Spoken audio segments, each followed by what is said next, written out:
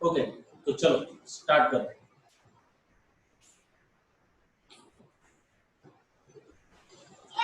जैसे weight by weight है वैसे ही वॉल्यूम बाय वॉल्यूम है, इसमें कोई नई बात नहीं है। सेम सेम थिंग है, सेम थिंग। मैंने बोला कि वॉल्यूम बाय वॉल्यूम एडिटिव भी नहीं होते। एक्चुअली ये तो कल ही हुआ है शायद, इसलिए इसको डबल बताने की कोई जरूरत नहीं है। Volume is not additive, weight is additive. यहाँ तक हुआ है। ये कुछ इंपॉर्टेंट कन्वर्जन्स है आपके सामने, इनके बारे में बस आपको मैंने ऑलरेडी लिखवा के दिया है। ये सब कुछ लिखवा के दिया है, दोबारा लिखने की जरूरत नहीं है। ठीक है, ये देखो पूरा का पूरा ये सब मैंने लिखवा के दिया ऑलरेडी। चलो उसके बाद चलिए आगे चलते हैं ना। वेट बाय वेट परसेंट तो हो गया हमारा। उसके बाद क्या हुआ, वॉल्यूम बाय वॉल्यूम भी हो गया। कल ये क्वेश्चन लिया था मैंने। चलिए अब मोल फ्रैक्शन के बारे में देखते हैं। कम ऑन, बहुत ही इंपॉर्टेंट है मोल फ्रैक्शन। फैलाइए यहाँ पे। हाँ, तो सबसे पहले तो आपको पता होना चाहिए कि मैंने होमोजीनियस और हेट्रोजीनियस मिक्सचर बोला था। बस याद होना चाहिए, कोई जरूरत नहीं है ऐसी, इस चैप्टर में नहीं है, सरफेस केमिस्ट्री में है कि सॉल्यूशन की पार्टिकल साइज सबसे छोटी रहती है, कोलाइड्स की उससे ज्यादा, सस्पेंशन की और ज्यादा। तो सॉल्यूशन की 10⁻⁹ से भी कम रहती है साइज, कोलाइड की 10⁻⁹ to -6 इसके बीच में रहती है, और सस्पेंशन की 10⁻⁶ से ज्यादा होती है पार्टिकल की साइज। अब मोल फ्रैक्शन बहुत ही इंपॉर्टेंट है। पहले बाइनरी सॉल्यूशन के लिए देखते हैं हम। बाइनरी सॉल्यूशन यानी उसके अंदर होते हैं two components, only two components. This is very important. इसके बाद अब मोल फ्रैक्शन, मान लीजिए दो लोग हैं यहाँ पे, राइट, सॉल्वेंट और सोल्यूट। सॉल्वेंट यानी 1, सोल्यूट यानी 2। तो x2 का मतलब है mole fraction of solute. What is this? This is mole fraction of solute. देखिए फ्रैक्शन का मतलब ही होता है टोटल में से कितने मिले। जब आपको मार्क्स दिए जाते हैं ना 100 में से 84, तो ये फ्रैक्शन में ही बताए गए। 100 में से 84, इसको अगर फ्रैक्शन में करोगे तो 0.84 हो जाएगा। तो सिंपल सी बात है, फ्रैक्शन कभी भी एक से बड़ा नहीं हो सकता। अब तो मोल फ्रैक्शन ऑफ सोल्यूट क्या है? N2/Ns। Ns यानी number of moles of solution. इसको यस भी लिख सकता हूं मैं, सिर्फ N लिखा तो भी सॉल्यूशन होता है, Ns लिखा तो भी सॉल्यूशन, ये मैंने कल ही बताया। वैसे ही x1 होता है। वेट बाय वेट में ऊपर सिर्फ W2 रहता है और नीचे Ws या फिर W, लेकिन W1/Ws यूजुअली नहीं होता, लेकिन हम लिख सकते हैं। W1 ऊपर लिखा तो wait percent of solvent, W2 लिखा तो wait percent of solute, sorry हाँ सोल्यूट। इसको 100 से मल्टीप्लाई करना है क्योंकि ये परसेंटेज है इसलिए 100 से मल्टीप्लाई किया, लेकिन ये फ्रैक्शन है इसलिए यहाँ पे 100 से मल्टीप्लाई नहीं किया। अगर 100 से मल्टीप्लाई किया होता तो इसे मोल फ्रैक्शन ना बोल के मोल परसेंट बोलते हैं। मोल परसेंट, जैसे वेट परसेंट है, वॉल्यूम परसेंट है, वैसे ही मोल परसेंट भी हो सकता है, कोई बात नहीं है, ठीक है। लेकिन मोल परसेंट की जगह पर हमको क्या सीखा है यहाँ पर? Mole fraction. और आपको ये भी याद होना चाहिए, जो भी फ्रैक्शन है, किसी भी फ्रैक्शन को आप 100 से मल्टीप्लाई करते हो तो परसेंट आता है। तो ये बहुत ही इंपॉर्टेंट चीज है, percent equal to fraction multiplied by 100। ये फॉर्मूला बहुत इंपॉर्टेंट है, आपको हमेशा के लिए याद रखना है। चलिए, तो अभी हमने जो देखा वो है mole fraction. So fraction is simply n। तो n1 भी हो सकता है, n1 लिखा ऊपर तो है mole fraction of solvent, n2 लिखा तो वो है मोल फ्रैक्शन ऑफ सोल्यूट। और इसको 100 से मल्टीप्लाई करोगे तो ये मोल परसेंट हो जाएगा। जैसे वेट बाय वेट परसेंट है, वॉल्यूम बाय वॉल्यूम परसेंट है, वैसे ही मोल बाय मोल परसेंट भी हो सकता है। और जैसे मोल फ्रैक्शन है वैसे वॉल्यूम फ्रैक्शन भी हो सकता है। वॉल्यूम फ्रैक्शन कैसे लेगा? वॉल्यूम बाय वॉल्यूम फ्रैक्शन का मतलब होगा volume of solute upon total volume. अगर इसको 100 से मल्टीप्लाई नहीं करोगे तो ये होगा आपका वॉल्यूम फ्रैक्शन, इसको 100 से मल्टीप्लाई करोगे तो ये वॉल्यूम परसेंट, और 2 है इसलिए सोल्यूट का वॉल्यूम परसेंट। और अगर यहाँ पर 1 लिखोगे ऐसे ऊपर तो ये हो गया सॉल्वेंट का वॉल्यूम परसेंट। कुछ नहीं है, बहुत सिंपल सी बात है। तो फ्रैक्शन और परसेंट किसी के भी हो सकते हैं, राइट? तो आप ऐसा भी कर सकते हो। देखिए ये सब ऐसा कोई याद करने की जरूरत नहीं है, इसको मैं यहाँ पे बता देता हूँ आपको। चलो, अगर आपके पास ऐसा टेबल है, राइट, तो आपको समझ में आया होगा कि मुझे अभी क्या करना है, राइट? मान लो मैंने कुछ ऐसा कर दिया यहाँ पे,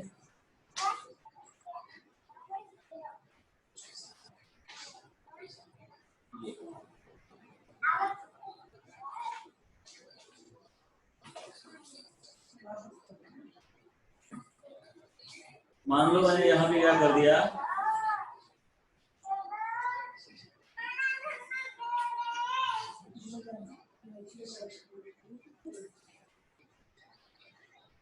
देखो आपको क्या, आप क्या लिख सकते हो? मोल फ्रैक्शन, या फिर क्या लिख सकते हो?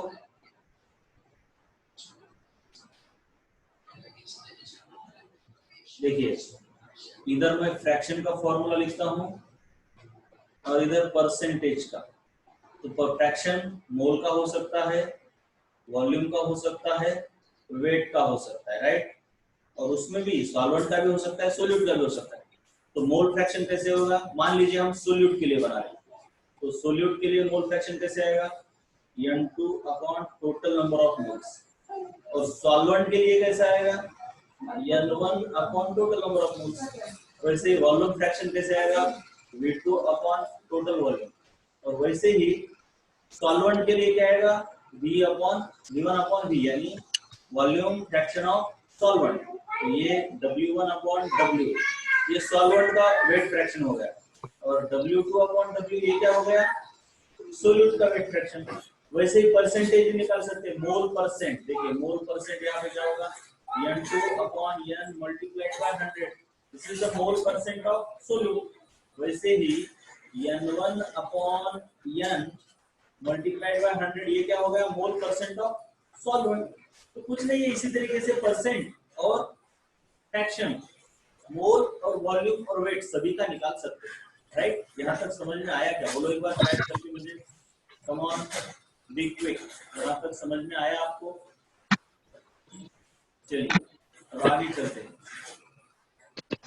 तो आगे क्या है देखिए, ये यहाँ तक हो गया बाइनरी सॉल्यूशन के लिए। अभी तक हम देख रहे हैं। तो अगर हम क्या करेंगे, मान लो एक यहाँ पे कुछ ठीक तरीके से नहीं लिखा है इस बच्चे ने, देखिए यहाँ पे देखिए, यहाँ मान लो मुझे क्या प्रूव करना है? अगर दो, एक सॉल्वेंट है और एक सोल्यूट है, तो उन दोनों के मोल फ्रैक्शन का समेशन 1 होगा। जैसे सभी के परसेंटेज का समेशन 100 होता है, वैसे सभी के मोल फ्रैक्शन का समेशन 1 होता है। सिंपल सी बात है, ठीक है? फ्रैक्शन का समेशन 1 होगा, परसेंटेज का समेशन 100 होगा। अब यहाँ पे दो लोग हैं, तो दोनों के फ्रैक्शन का एडिशन 1 होगा। कैसे होगा देख लेते हैं। x1 प्लस x2, ये है आपकी लेफ्ट हैंड साइड। तो x1 की जगह पर मैंने क्या लिखा? N1 अपॉन N, और x2 की जगह पर हमने क्या लिखा? N2 upon N। तो डिनोमिनेटर सेम है, तो ऊपर वालों की एडिशन हो जाएगी। So N1 plus N2 upon N is equal to, अगर देखोगे N1 प्लस N2 क्या होता है? दोनों का एडिशन मतलब टोटल नंबर ऑफ मोल्स होता है N अपॉन N। तो ये आया 1। तो इस तरीके से मोल fraction of solvent and solute इनका समेशन 1 होता है। क्या ये भी समझ में आया आपको? ये बहुत इंपॉर्टेंट रिजल्ट है। क्या आपको समझ में आया ये? बोलो एक बार फटाफट बोलो। राइट, तो चलिए आगे चलते हैं। अब इन जनरल, जनरल केस लेता हूँ, मतलब बेसिक केस। मान लीजिए आपके पास सॉल्यूशन है, उसमें 1 2 3 4 ऐसे कितने भी कंपोनेंट है, मान लो n कंपोनेंट है। ऊपर जो लिया था वो कैसा था? 2 ही कंपोनेंट का। अब यहाँ पर क्या है? n कंपोनेंट है। तो मान लीजिए उसका कोई भी एक कंपोनेंट ले लो, उसको हम बोलेंगे i। तो मोल fraction of ith component is number of moles of that component divided by total number of moles. Number of moles of that component divided by total number of moles. ये भूलना नहीं है, ठीक है। अगर यहाँ पे अगर आप 1 लगाते हो तो यहाँ पे भी 1 आएगा, यहाँ पे अगर आप 2 लगाते हो तो यहाँ पे भी 2 आएगा, यहाँ पे अगर 3 लगाते हो तो यहाँ पे 3 आएगा, 4 लगाते हो तो 4 आएगा, एंड सो ऑन। तो इसको हम क्या लिख सकते हैं, देखिए अब सभी के मोल फ्रैक्शन का एडिशन मतलब क्या है, देखिए जैसे हमने बाइनरी के लिए क्या देखा, x1 plus x2 is equal to 1। अब यहाँ पर n लोग हैं तो पहले का मोल फ्रैक्शन, दूसरे का, तीसरे का, सभी के मोल फ्रैक्शन का एडिशन 1 आएगा। इसका भी प्रूफ ऊपर की तरह ही कर सकते हैं हम। अब इसको मैथमेटिकली हम ऐसे लिख सकते हैं, देखिए सिग्मा का साइन यूज करते हैं, summation of I goes from 1 to n xi is equal to 1। चलिए यहाँ तक क्लियर है, बोलो एक बार, क्या यहाँ तक क्लियर है? जो कुछ भी मैंने बताया क्लियर है क्या? Clear, not clear?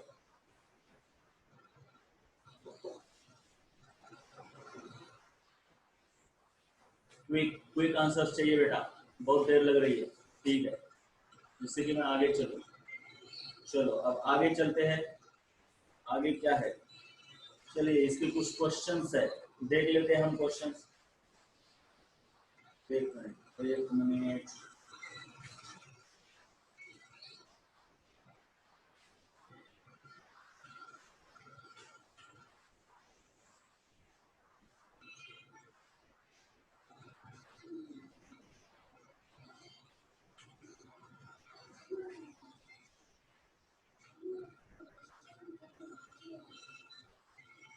तो अभी मैं आपको यहाँ पे डायरेक्टली बता देता हूँ, मुझे लग रहा है कि आपको समझ रहा है, जहाँ पे नहीं समझा वहां पे बोलना है सर नहीं समझा, ठीक है।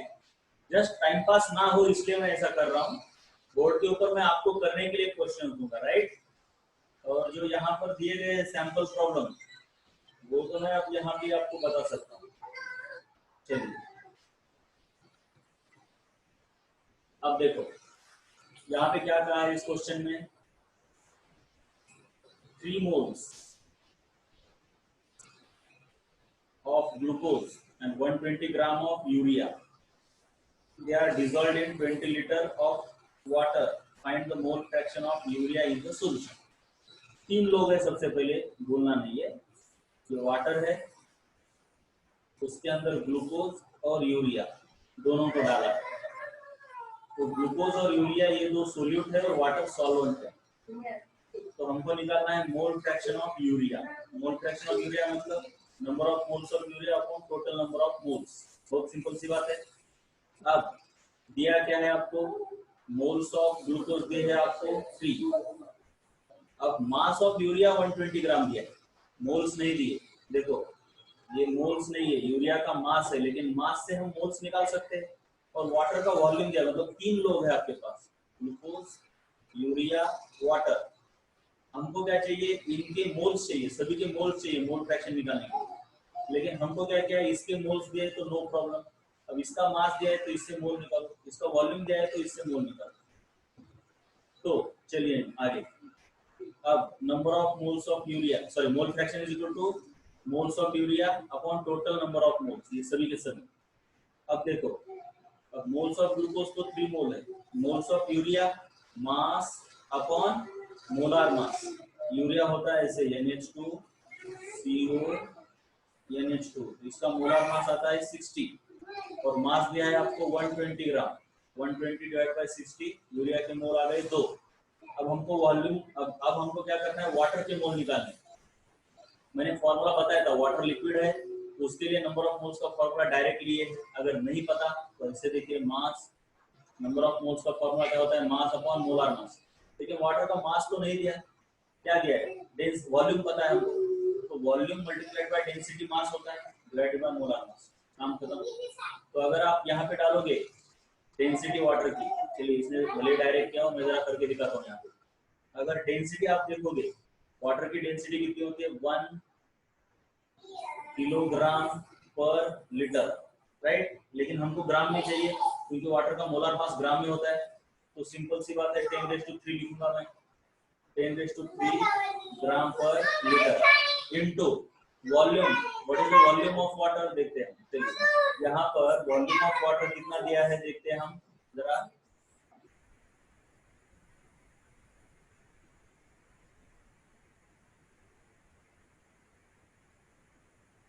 तो यहाँ पे चलिए क्या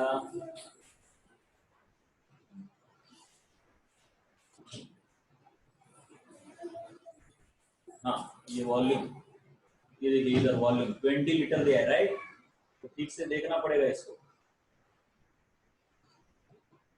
ये देखिए इधर 20 लीटर डिवाइडेड बाय, देखिए वॉल्यूम हो गया, डेंसिटी हो गया, मोलार मास।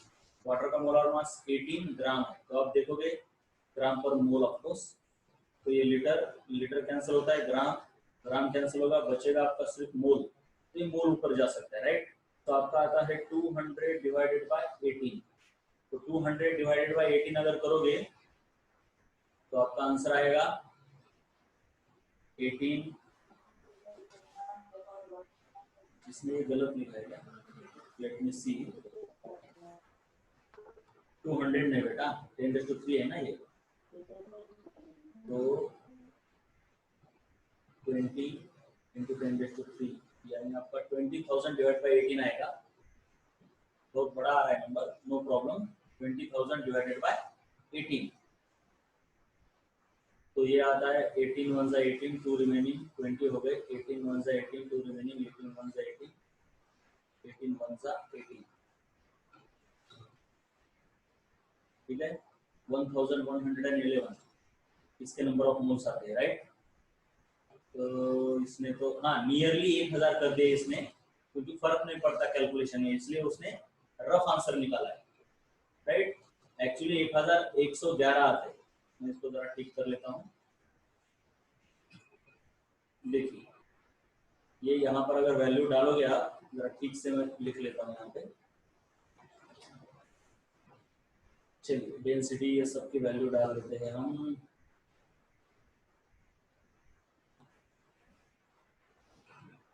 डेंसिटी है वाटर की 10⁻³ ग्राम पर लीटर, मल्टीप्लाइड बाय वॉल्यूम दिया है आपको 20 लीटर, होल डिवाइडेड बाय आपको क्या दिया है, होल डिवाइडेड बाय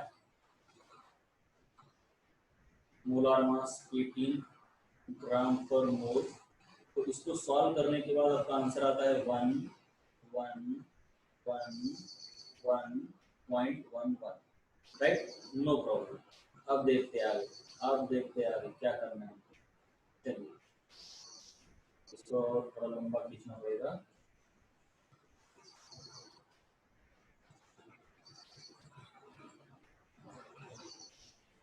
तो चलो अब हम मोल फ्रैक्शन निकाल दें यहाँ पे ना।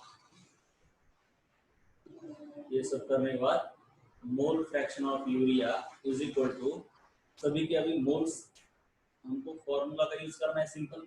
नंबर ऑफ मोल्स ऑफ ऊपर क्या होनी चाहिए, यूरिया। तो यूरिया के नंबर ऑफ मोल्स कितने निकाले हमने, दिखा देता हूं मैं आपको। ये देखिए यूरिया के नंबर ऑफ मोल्स है कितने, 2 मोल्स। ठीक है, तो यूरिया के नंबर ऑफ मोल्स है आपके 2, और नीचे तीनों का एडिशन, यूरिया प्लस ग्लूकोज। अब ग्लूकोज के मोल्स कितने हैं, 3। चलिए ग्लूकोज के 3 मोल्स है, और उसके बाद वाटर के मोल तो 1 तो इसको अगर आप सॉल्व करोगे तो नियरली आपका आंसर, देखिए इतना बड़ा नंबर है ना, तो इतना सोचने की जरूरत ही नहीं है। तो ये कितना होता है, 2 डिवाइडेड बाय 11 और 5 16 नियरली। ठीक है, तो नियरली आपका आंसर कितना आता है, इसको 1000 पकड़ लो तो भी कोई फर्क नहीं पड़ता, 1000।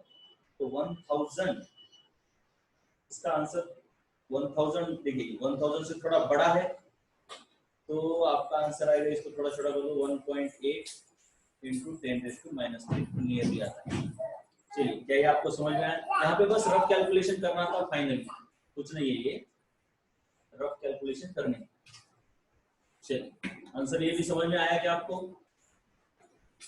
ये क्वेश्चन समझ में आया? यस और नो बोलो मुझे एक बार। राइट, ठीक है, आसान है।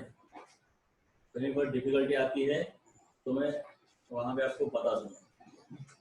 चलिए नेक्स्ट, आपको यहाँ पे कुछ मोलार मासेस दिए हैं, बहुत ही इंपॉर्टेंट फॉर्मूले भी दिए हैं जो कि यूजुअली आपको पूछे जाते हैं क्वेश्चंस में। Urea, glucose, sucrose, acetic acid, H2SO4, उनके मोलार मासेस आगे दिए हैं, कैल्शियम कार्बोनेट वगैरह वगैरह, तो इसको भी आपको रट लेना है।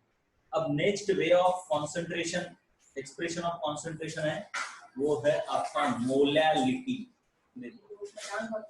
मोलैलिटी, तो मोलैलिटी का फॉर्मूला क्या है बेटे? Number of moles of solute upon weight of solvent in kilogram. ये बहुत इंपॉर्टेंट है, वेट ऑफ सॉल्वेंट आपको किलोग्राम में लेना है, नंबर ऑफ मोल्स है आपके, नो प्रॉब्लम, मोल तो मोल ही है, ठीक है। तो इसका यूनिट क्या होगा? ऊपर मोल नीचे केजी, सो मोल पर KG, this is the unit of the molality, ठीक है। सो मोलैलिटी, इसमें कुछ नहीं है नया, बस उसका एक फॉर्मूला है, ये आपको रटना है। फॉर्मूला तो रटना ही पड़ता है शुरू में।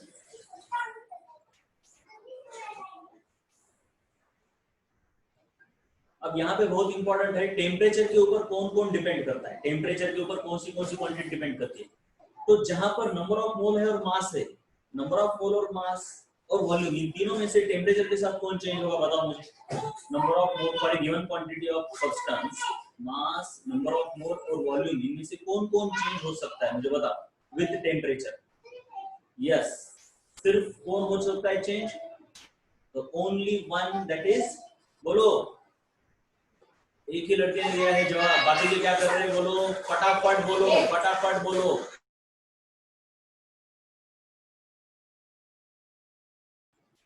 चलो फटाफट, अरे बाकी के क्या कर रहे हैं? वॉल्यूम, नंबर ऑफ मोल्स और मास, इसमें टेम्परेचर के साथ कौन वेरी हो सकता है? किसी को हीट किया, सभी लोग, इतना एक्सपेक्टेड नहीं था कि आपको ये भी नहीं आएगा। अरे भैया, टेम्परेचर मतलब हीट करने के बाद मास, वॉल्यूम और नंबर ऑफ मोल में से क्या चेंज होगा? बस एक ही लड़के ने आंसर दिया है, बाकी क्या कर रहे? क्विक,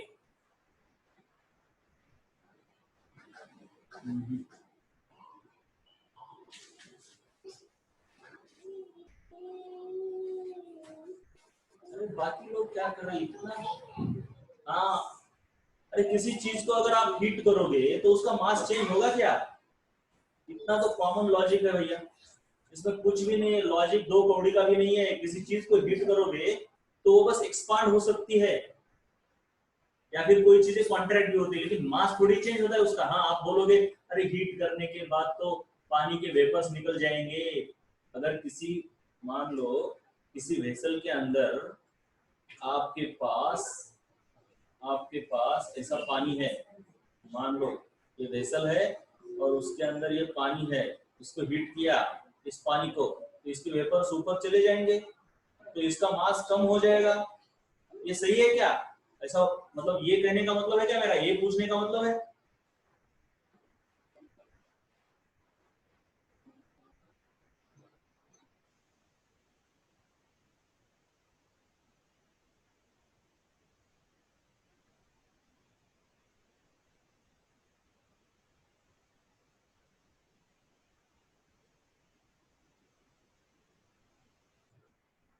सो ये तो कहने का मतलब नहीं है हमारा, ये हमारा मतलब नहीं है कि ये यहाँ से मास उड़ जा रहा है यहाँ पे इसलिए इसका मास कम होगा, नहीं, इसको मत कंसिडर करो। अरे मान लो किसी चीज को ऐसा क्लोज करके रखा है और इसको हीट करोगे तो ये एक्सपांड हो सकता है, ये पानी जो है ना यहाँ से यहाँ तक आ सकता है, राइट, लेकिन इसका मास कम नहीं होगा, जितना है उतना ही रहेगा, और उसके अंदर जितने मोल्स है वो भी तो नहीं चेंज होंगे। ये मत बोलना कि यहाँ से वो निकल जाएगा, अरे ये बात नहीं है बेटा, ऐसे नहीं होता ये लॉजिक।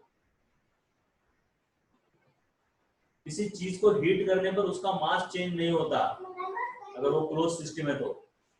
उसका सिर्फ वॉल्यूम चेंज होता है, ना उसके नंबर ऑफ मोल चेंज होते हैं। ये बात समझ में आई? यस और नो बोलो एक बार मुझे, कम ऑन, यस और नो बोलो quick.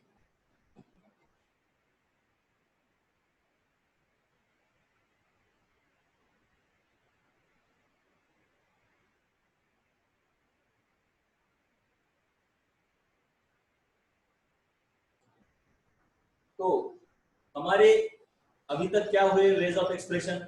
Weight by weight, volume by volume, और मोल फ्रैक्शन और मोलैलिटी। अब अगर देखोगे तो वॉल्यूम सिर्फ इसमें है, तो टेम्परेचर चेंज करने के बाद सिर्फ volume by volume percent he change होता है, बाकी कोई भी चेंज नहीं होता, ना मोलैलिटी, ना मोल फ्रैक्शन, ना weight by. These quantities do not change with temperature for a given solution, right? तो अब आपको क्या करना है, यहाँ पे एक क्वेश्चन दिया है, वो आपको सॉल्व करना है। चलिए ये जरा आप सॉल्व करो तो सही। चलो इसको सॉल्व करो आप, और मुझे इसका आंसर बताओ। मैं क्या करता हूँ,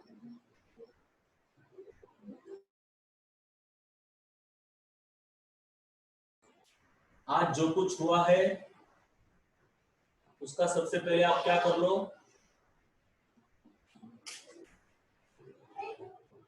ये निकाल लो, स्क्रीनशॉट ले लो, और इस क्वेश्चन को सॉल्व करो। पहले स्क्रीनशॉट ले लो। चलो कहां से हुआ ये, वॉल्यूम बाय वॉल्यूम परसेंट।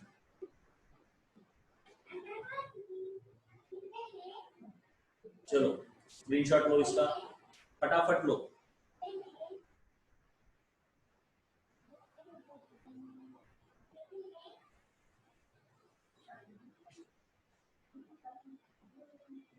ये वाला फटाफट लेना है।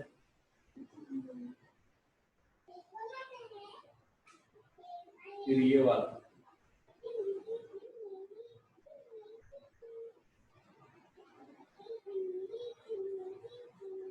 नेक्स्ट ले लो।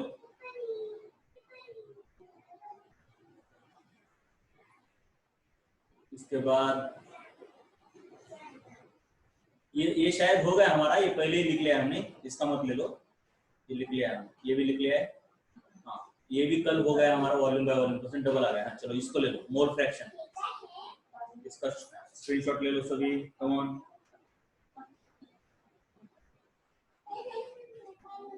इसका ले लो,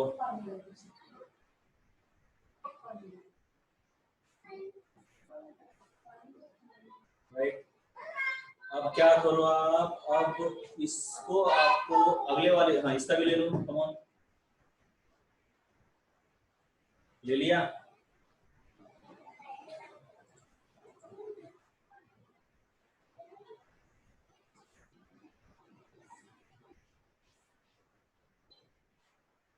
ओके, अब इसका भी स्क्रीनशॉट ले लो, और क्या करो, सॉल्व करो ये, कम ऑन। इसको सॉल्व भी करना है आपको फाइनली, और सॉल्व करके मुझे इसका आंसर बताना है। चलिए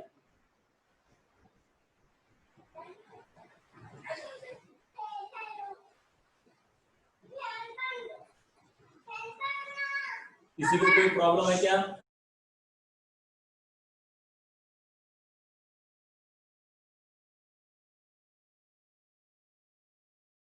चलिए मैं व्हाट्सएप के ऊपर भी भेज रहा हूँ, व्हाट्सएप के ऊपर भी भेज रहा हूँ।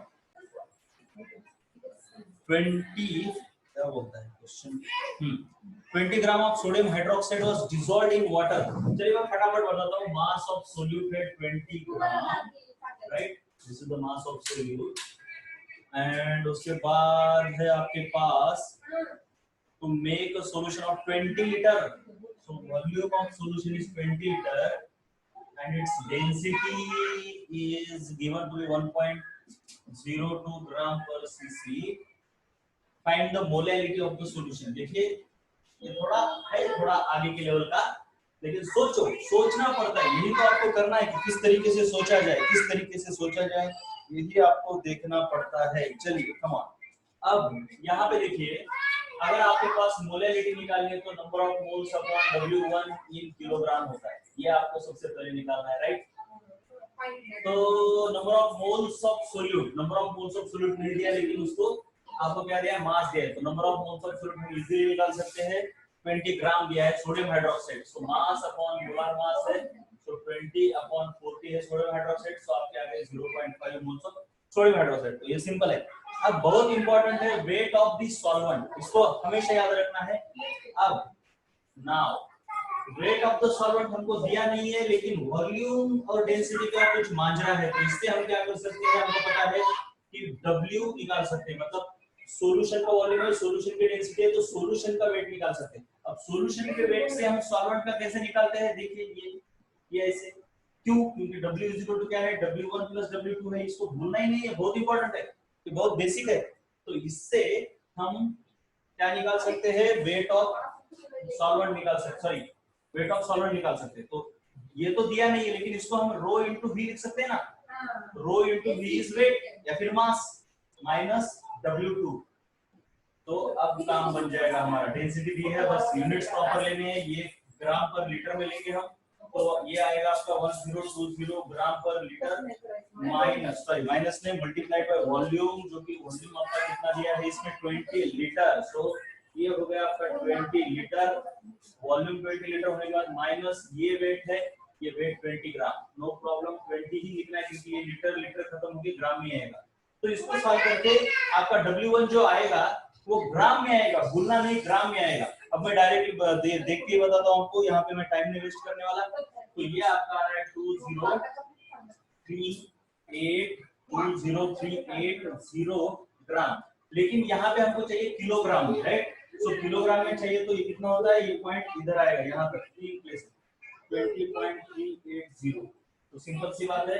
अब मैं इस W1 को अगर यहाँ पे डालता हूँ तो molality is equal to N2 जो कि हमने निकाला है 0.5 है, so 0.5 divided by this one, so that is 20.38, right. Okay चलो ठीक है, चलिए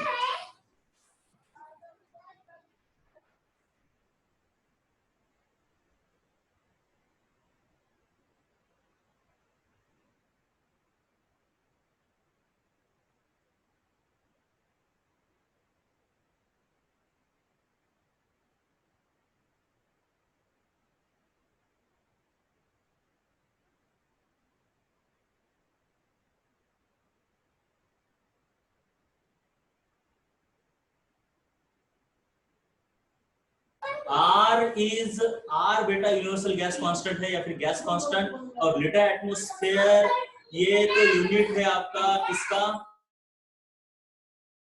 एनर्जी का। ये आपको यूनिट्स एंड डायमेंशन फिजिक्स में हो जाएगा सब कुछ, लीटर एटमॉस्फेयर, ठीक है।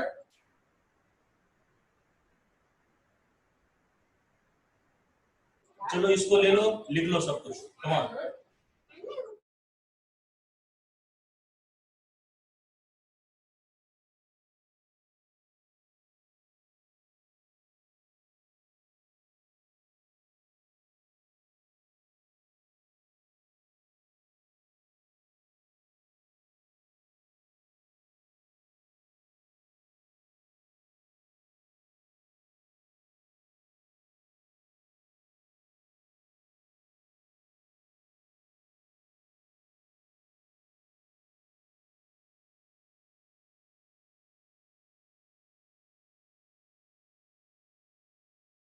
चलो जिसका हो गया वो मीटिंग को एंड कर सकता है, जा सकता है।